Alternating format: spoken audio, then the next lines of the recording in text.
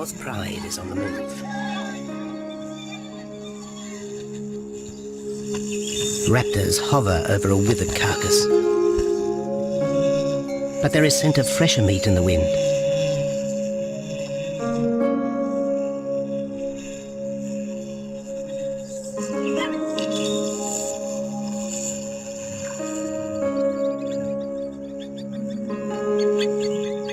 Pickings have been slim for Nabamba's Pride since her fight with a startled warthog.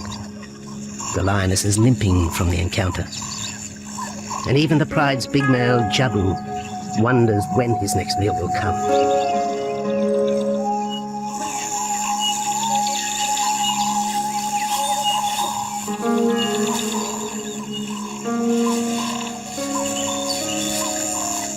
There's been no kill for 3 days, and Nabamba's cubs are hungry.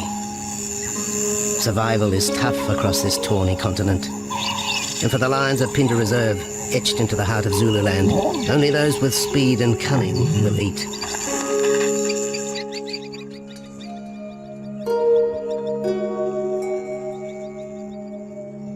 For this pride anyway, it's been a long time between meals.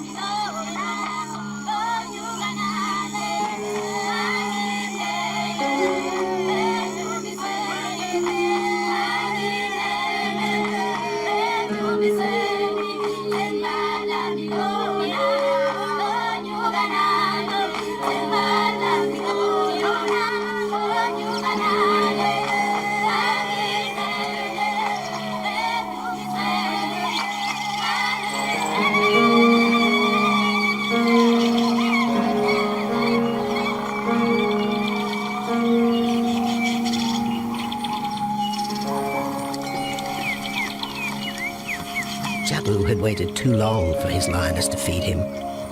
Overnight, his stealth carried him into the path of a careless zebra. The rest of the herd is still skittish. One animal had already lost his tail to a hungry pride, but for the dazed stallion, it was all over in seconds.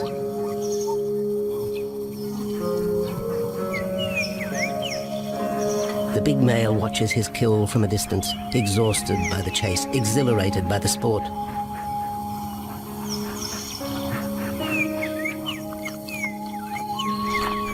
Jabu will feast later. Tired from the hunt, he needs to rest.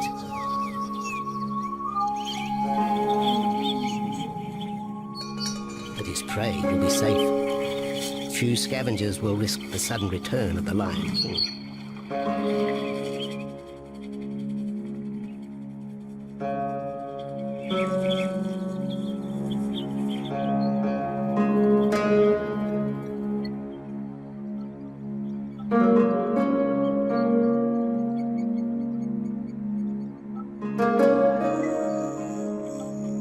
Zulu trackers follow the spoor of Nabamba's Pride across Mziki Marsh. This vast tract of savanna is favoured by the lions in the dry air of winter, but it's a region also shared by Pinda's giraffe and white rhino population.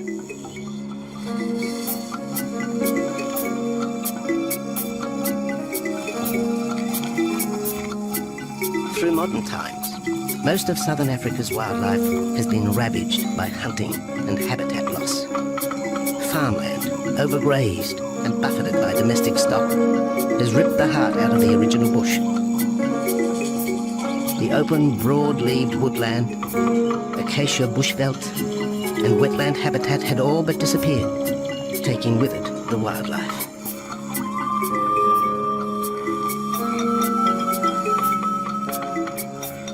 A few years ago, the Pinda project was born. 17,000 hectares of farmland bought up in KwaZulu-Natal along South Africa's eastern seaboard. What followed was the largest game restocking program ever seen on the subcontinent.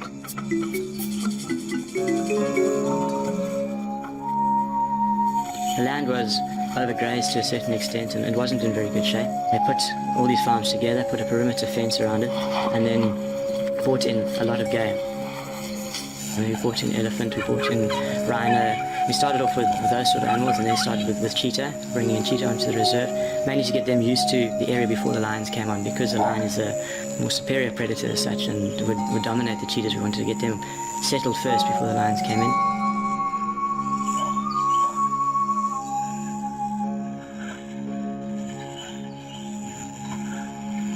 Andrew Lewis is habitat manager at Pinda, one of those committed to the restoration of southern Africa's ecosystem.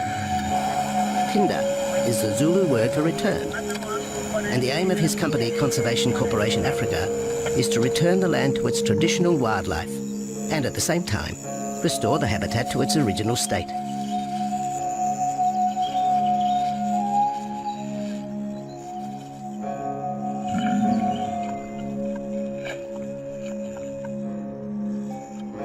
Pinda is cautiously open to top-level tourism, limited and luxurious. Dreams of extending the green frontier require funds, and the reserve's lion pride has already earned its keep.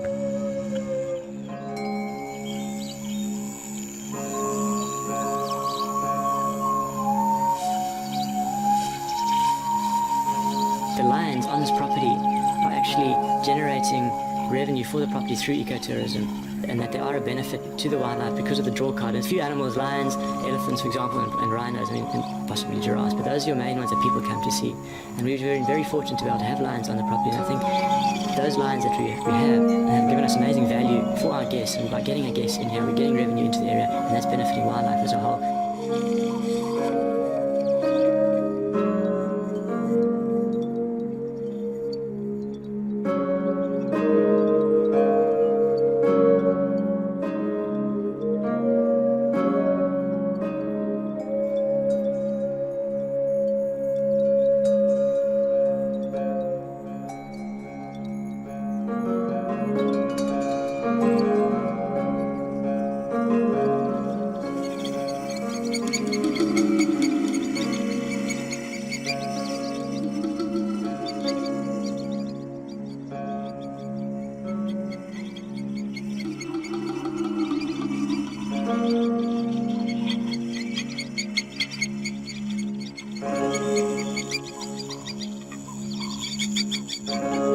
Jabu has returned to his kill. He licks the bloated carcass, but still there is no feeding. Lions will gloat over their prey, delaying the first bite until the meat ripens. For Jabu, the prospect of the meal is to be relished as much as the eventual feast.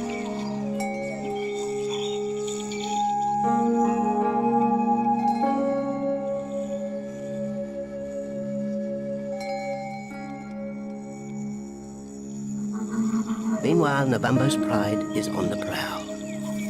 The older cubs are 10 months now, weaned, but still dependent upon Nabambo for food.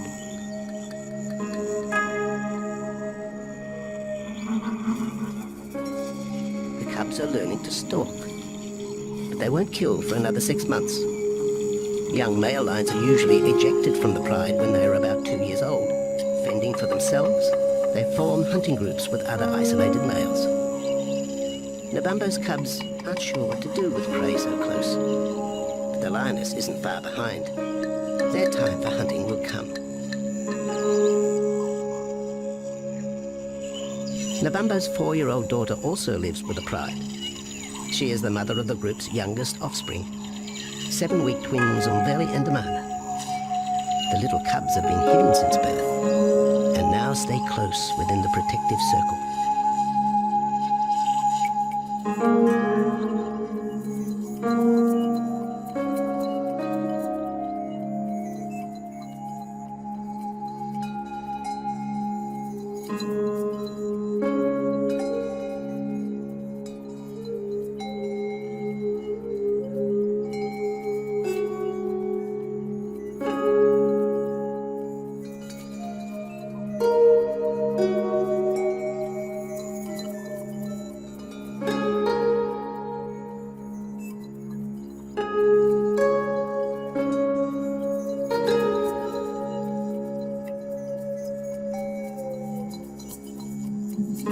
Jabu has little time for his small cub.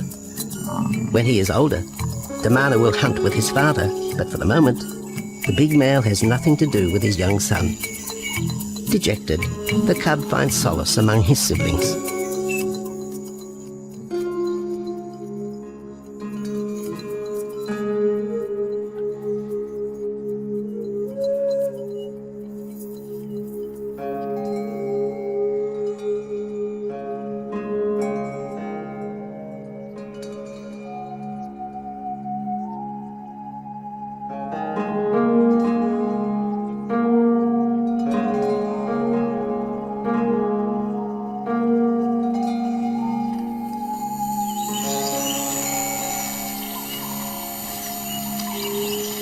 A young giraffe lies helpless in the grass.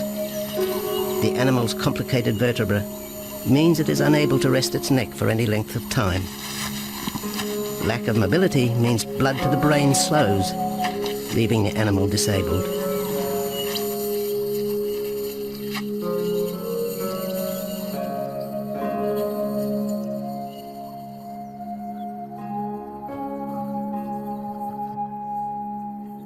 Efforts to lift the head fail, and rather than leave the giraffe vulnerable to predators, the young bull is shot by rangers.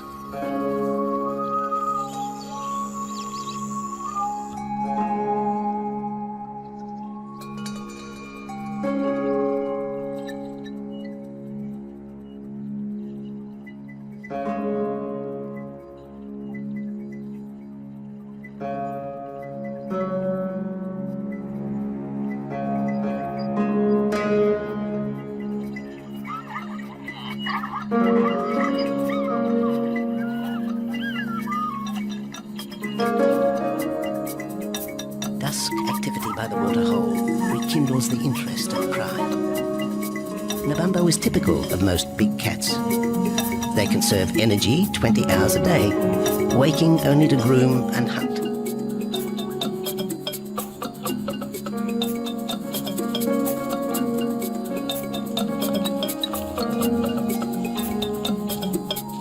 The lioness shows little sign of her injured leg, but the tusks of the warthog have torn sinew and muscle, slowing her in the pursuit of prey.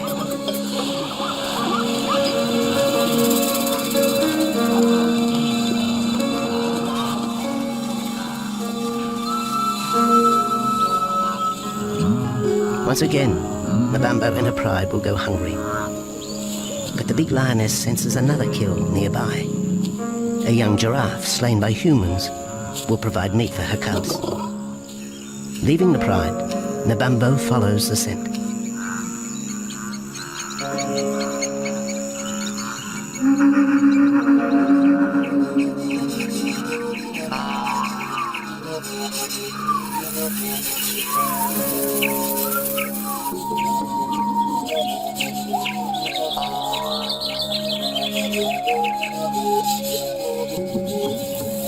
Left alone, the older cubs know the drill.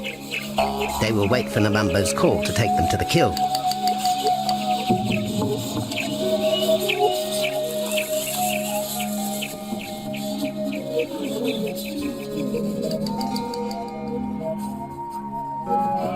The day moves into shadow.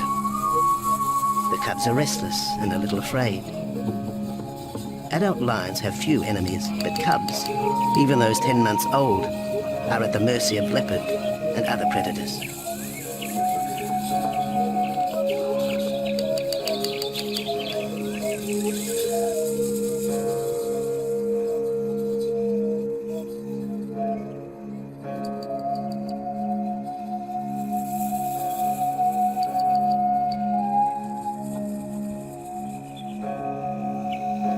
Nabambo has reached the kill, but her daughter is there first. Even though females hunt together, rivalry for the prey is fierce.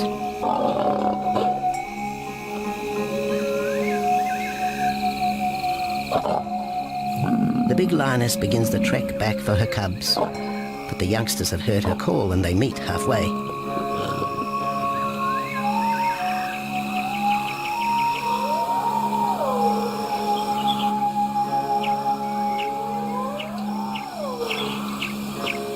Nabambo settles herself in the long grass. The cubs are unfamiliar with her behaviour.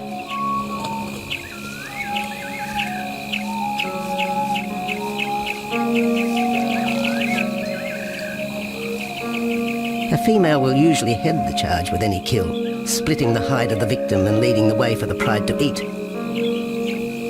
But there is human scent around the giraffe, and the big lioness is cautious.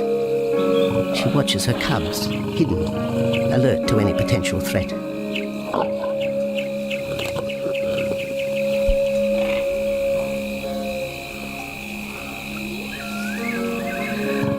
The cubs are curious, confused by this new smell.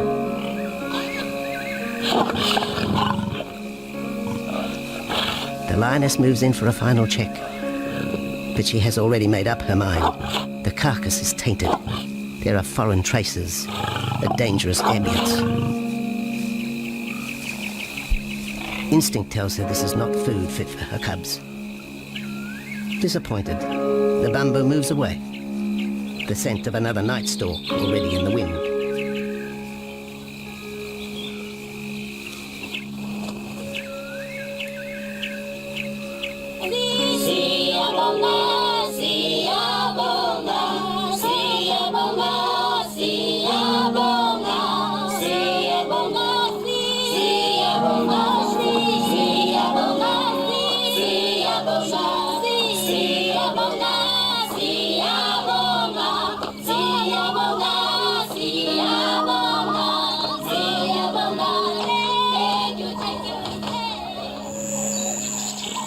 After 2 days, Jabu has returned to his kill with another younger male. 3-year-old Tembi is a son from a previous liaison with Nabumbo, and the two paired up after Tembi was ousted from the pride.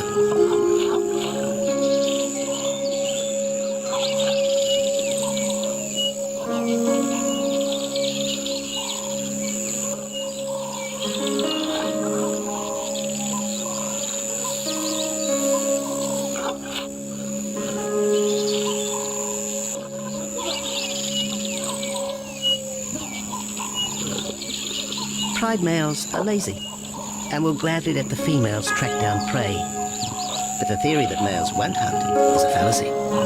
Any hungry male will hunt for himself when no free lunch is provided by the lioness, hyenas or other predators.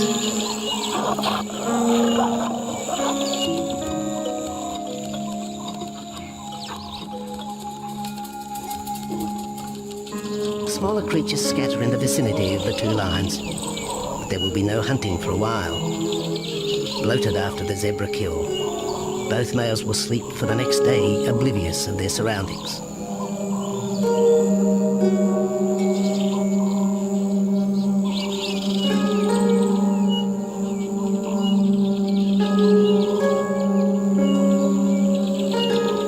Lions hunting in pairs or groups have a success rate of around 30% in daylight. But studies show single hunters are more successful at night. Lions are sociable cats, the only group to take part in communal hunts.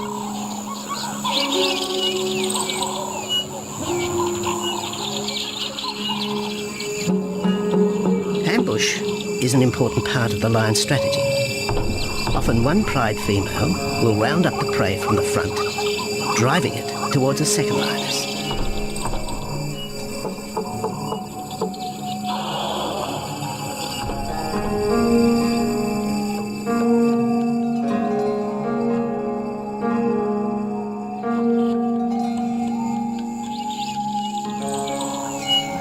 As in most cases, the pride male will only get involved if he has to.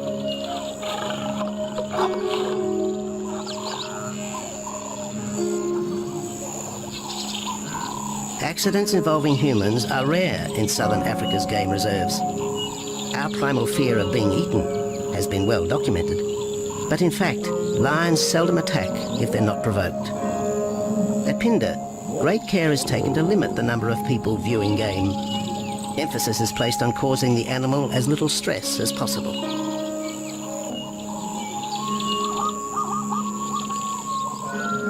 Land isn't a part of their natural food source. They don't normally go out and hunt people. I think your lions are opportunists though, and I certainly think that if your lion is very hungry, under stress, I don't think they'll necessarily go out to hunt you down, but if you interfere with them, they'll certainly kill you. There's a good chance they might eat you at the same time.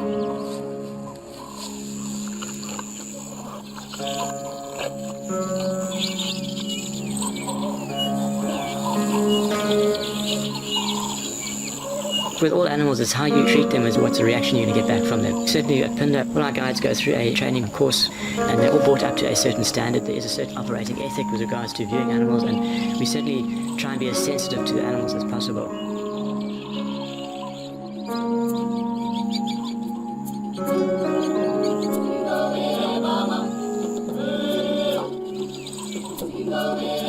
Cradled within the arms of the Yabomba Mountains and the Indian Ocean, Pinda covers one of the most diverse regions of Africa. Here are found 7 different ecosystems, from palm savanna and bushveld to rare sand forest and dense thorn bush, all restored from the pastoral belt which had swept down the east coast.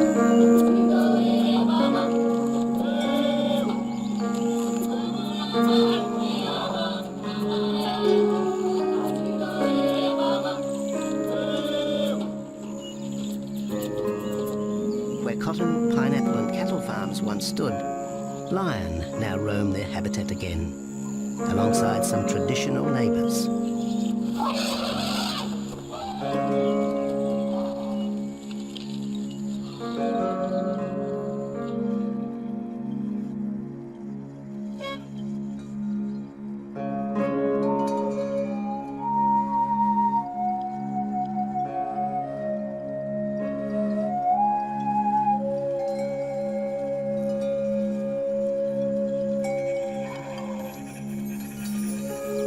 Pinda sees its responsibility to the region extending beyond restoration of habitat and wildlife.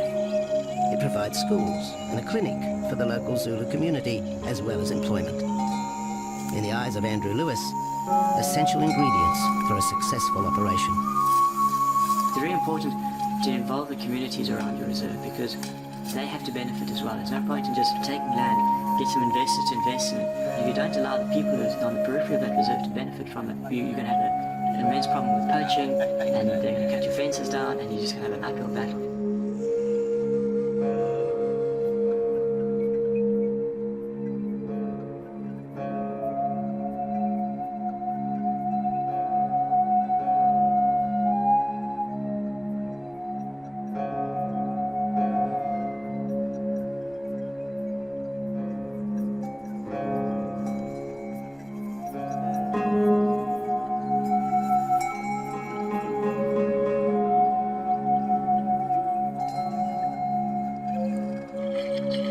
In 1992, the Pinda lions were among the first of the big 5 animals to be relocated to the reserve.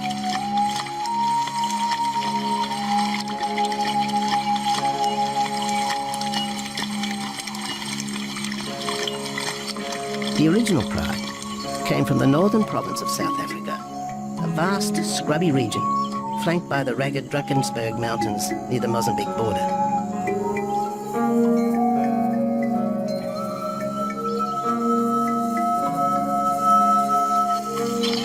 Peter Rogers helped round up Pinda's first pride, handling the lion's capture and subsequent move south. Today, he's head vet at the Hoedspruit Research and Breeding Centre for Endangered Species, overseeing its cheetah breeding program.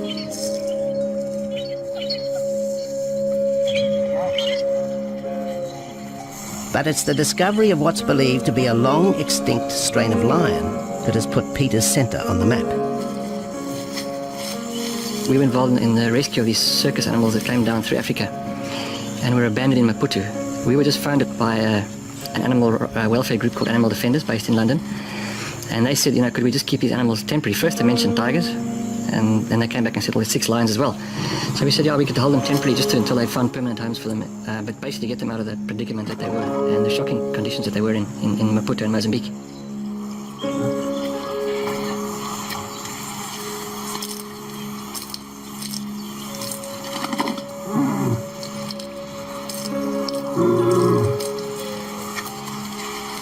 When the lions arrived at the breeding centre, Their size, pale colouring, and the male's thick black belly mane put them into the category of the Cape or Barbary lion, not seen in the wild since the early 1920s. A few still exist in captivity, and a male and female were brought to South Africa from an Italian zoo for breeding purposes. But attempts to mate أعجبك, the big male from the ill-fated Mozambique circus, with the Italian female are proving difficult.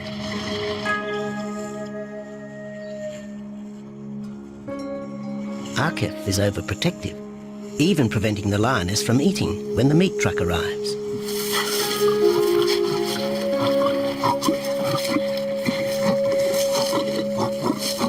Finally though, Sissy makes her breakthrough.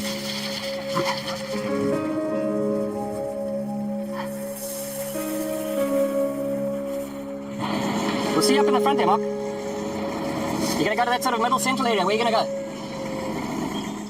In the next enclosure, Arturo, the Italian Barbary male, is about to be sedated.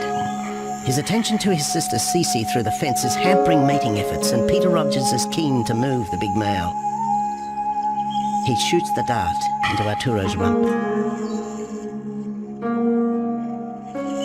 Arturo has been sterilized, but while his breeding days are finished, he'll live out his days at the center. His female companion, another Barbary from the Mozambique circus, is drawn away by the meat truck.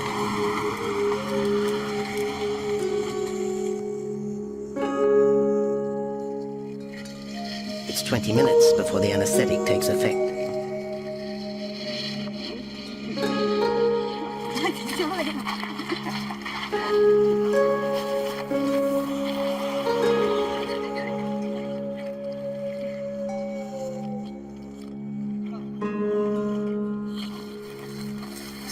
Be the supervisor. Ready?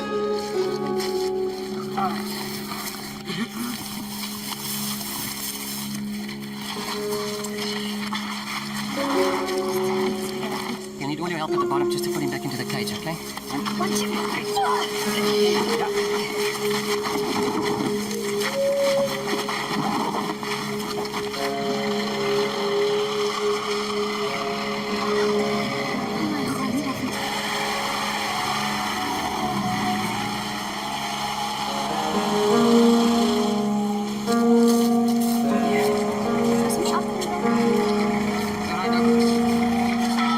The anesthetic gives Peter Rogers and his team a chance to check over the 12-year-old lion. He'll spend a few weeks in this cage before being returned to his enclosure for observation. I still want to inject him and everything, Mark.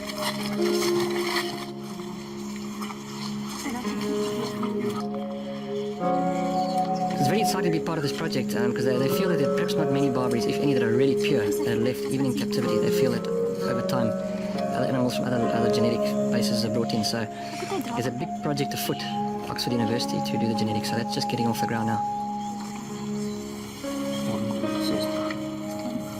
Okay. If we just put under the skin on the neck, if we can find the skin under this big beard of his. Normally lions wouldn't have this many ticks, but being from Italy, a European lion, they don't have that innate or inherent resistance to ticks. It does come with time.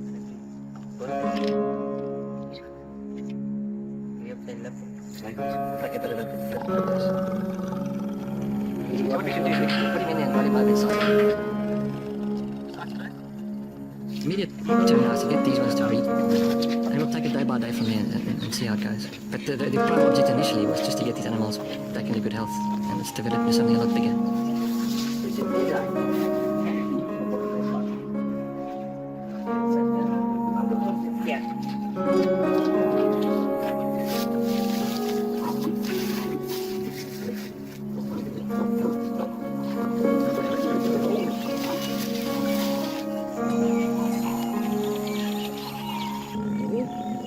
While the breeding centre's lions are healthy, it's not the case a few kilometres away in the Kruger National Park, where TB has ravaged half the population. Infected buffalo have been blamed for the outbreak, primarily in the south of the park, and attempts are being made to fence off the diseased area.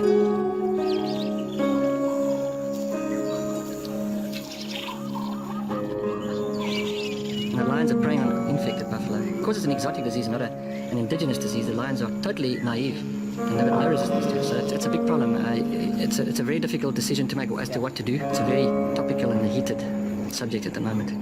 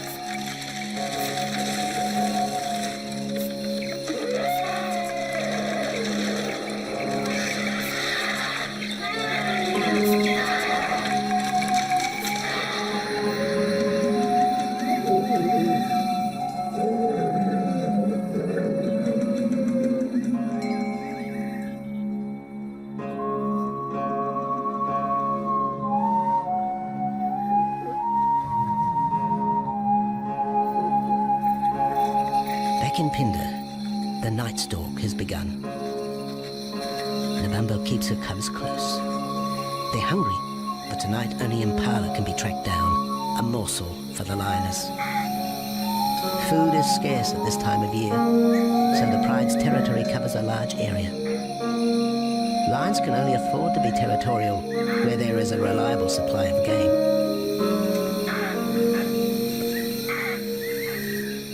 Jabu wants to mate. He's been with his pride for nearly a year now, but Nabambo would prefer a larger group of males around her. Eventually, though, Jabu will have to join forces with other males to have a chance of keeping this pride. The big male is only 7 years old and a fine specimen, weighing in at just under 200 kilograms. For the moment, he's secure. Although tonight, Nabambo has hunting on her mind.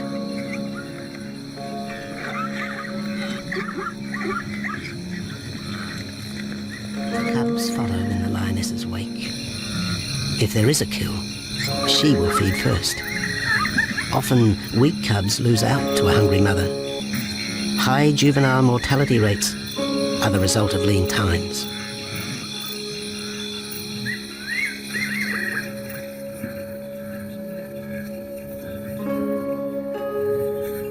Jabu has had enough. He's been walking for hours. Sleep is more important. And the zebra he ate 2 days ago will suffice for another night.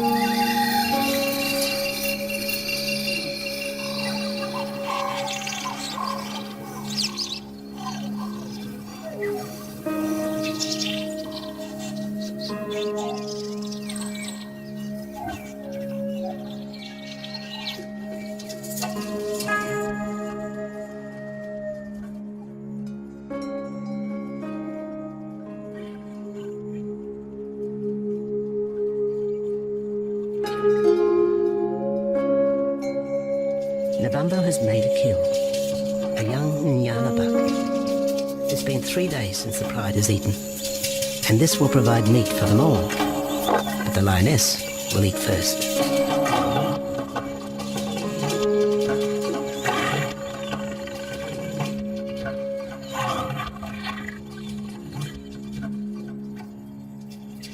The cubs know the routine.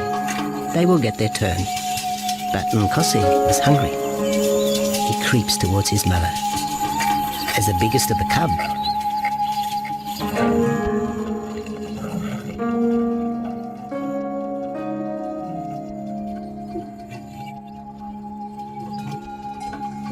Nkosi watches. A lioness can eat more than 20 kilograms in a single sitting. This could be a long wait for the little cub. Nkosi approaches the kill cautiously. Sometimes the lioness will turn on the cubs, but today, Nabambo is pleased with her efforts.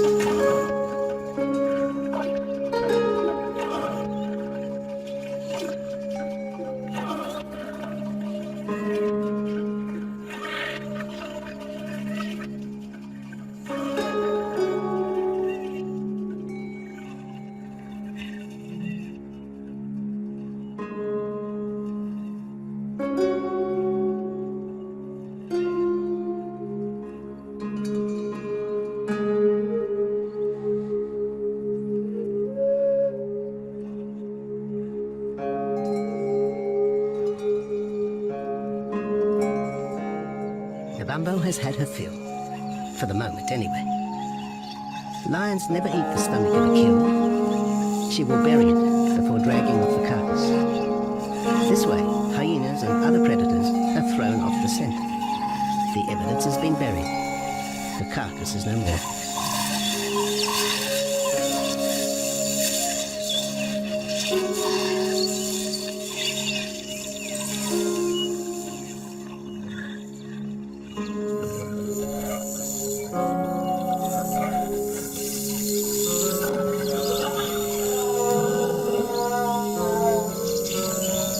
Nabambo's daughter hears the call. It is the second this morning. The first was the strangling cry of Nyala as Nabambo broke the young buck's back. There was no struggle. The big lioness is a seasoned hunter.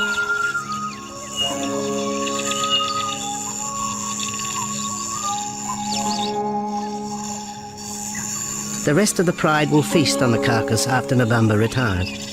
But first, they will drag it into the bushes, away from prying eyes, away from raptors already circling the kill scene.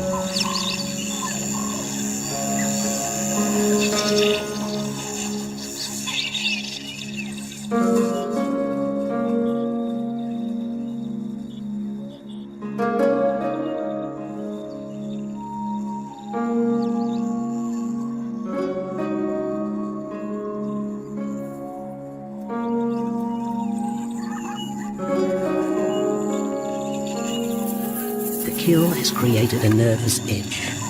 Even the hippo, its bad temper legendary, is flustered, anxious to protect its waterhole. The wildebeest are a favourite prey for lions. Naturally, they feel vulnerable.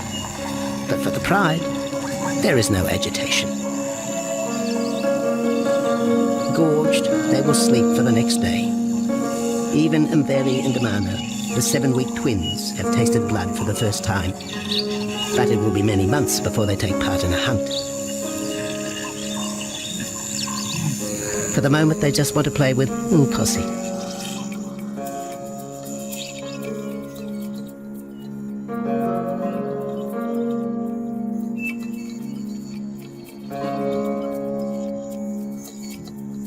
The older cub is beginning to take on the shaggy mane of the bigger males. Within 18 months, he will be hunting with them, competing for his own pride. In the meantime, though, he has to contend with his young siblings.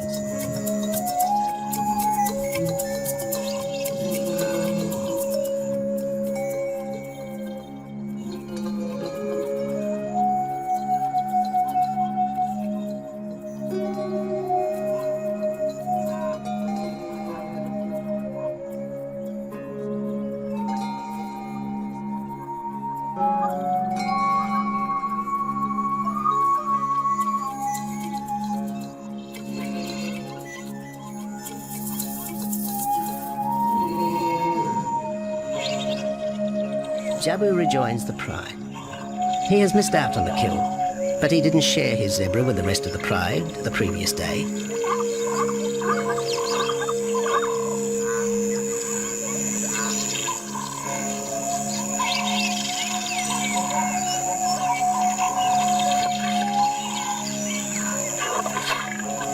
A half-hearted attempt at mating, but the big lion's attention is drawn to a curious onlooker. With the pride so close, the giraffe won't be sitting for long. Drinking and sitting is when they're at their most vulnerable.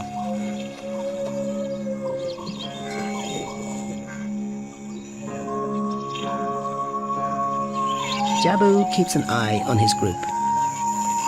Pride takeovers by other males are common, and savage fights can occur between the pride male and the intruder.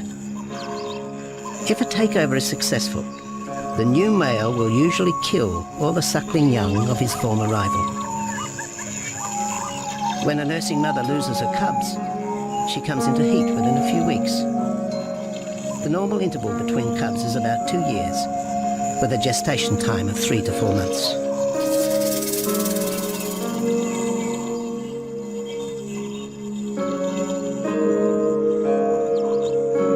Jabu marks his territory, but it may soon be all in vain. A fresh infusion of lion genes is necessary to avoid the effects of long-term inbreeding. It's likely Jabu and his son Tembi will be swapped for males from another game reserve. This will broaden the bloodlines of future lions and avoid the genetic risks currently facing the pride at Pinda.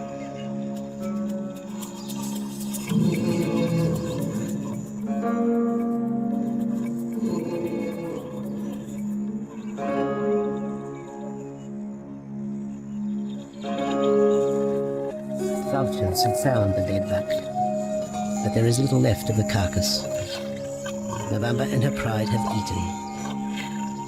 The big lioness tries to dislodge Juliana fur from her teeth. Tomorrow, the next day, there will be another kill. November's cubs will grow up strong.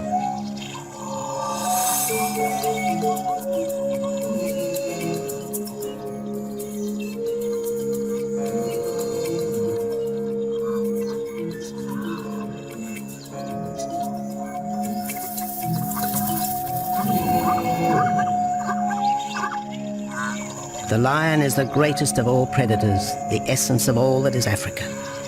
And yet, there are fewer than 50,000 left in the wild. The future for the species lies in managed reserves such as Pinda. Here in Zululand, the lion roams free for the first time since the beginning of this century. At Pinda, the philosophy has always been simple. Africa's wildlife land, undervalued and underutilized, is the continent's most precious natural resource. Focusing on the animals, their habitat and local communities is just the beginning of an African renaissance. Pinda is, after all, the Zulu word for return. Maybe too, it's a chance for man to redeem himself just a little.